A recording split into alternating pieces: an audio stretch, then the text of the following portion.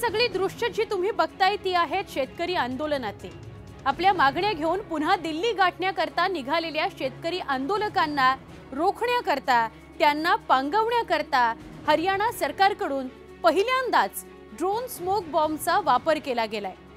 नेमकं हे drone smoke bomb आहे तरी काय, जाणून घेऊया।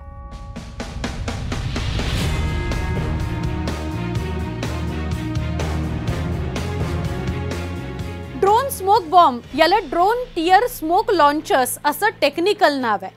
ड्रोनच्या माध्यमातून अश्रुधुराच्या नळकांड्या फेकण्याचं हे यंत्र आहे।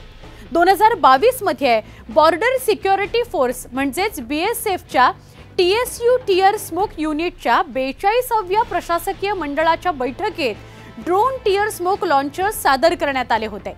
मध्य प्रदेशातील टेकनपूर इथल्या TSU मध्ये याची सगळ्यात पहिली चाचणी करण्यात आली।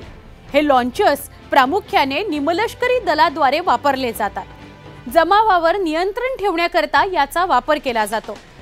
अश्रुधुराचे शेल्स सोडण्यासाठी वापरले जाणारे हे ड्रोन जवळपास 400 ते 500 मीटरचा परिसर व्यापू शकतात। तर या ड्रोनमध्ये एकाच वेळी अनेक ग्रेनेड तैनात करण्याची क्षमता आहे। मुख्यतः पाकिस्तान आणि बांगलादेशच्या सीमेवर सुरक्षा व्यवस्थेद्वारे हे ड्रोन टियर स्मोक लॉन्चर्स वापरले जातात। BSF अंतर्गत 1976 मध्ये स्थापन करण्यात आलेल्या टियर स्मोक युनिटद्वारे केंद्र आणि राज्य पोलीस दलांना अश्रुधुराच्या शस्त्रास्त्रांचा पुरवठा केला जातो।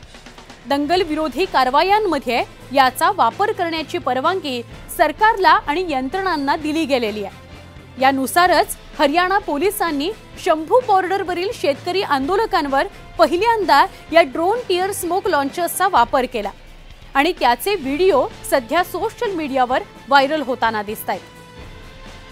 हा व्हिडिओ तुम्हाला कसा वाटला आम्हाला जरूर कळवा कमेंटमध्ये।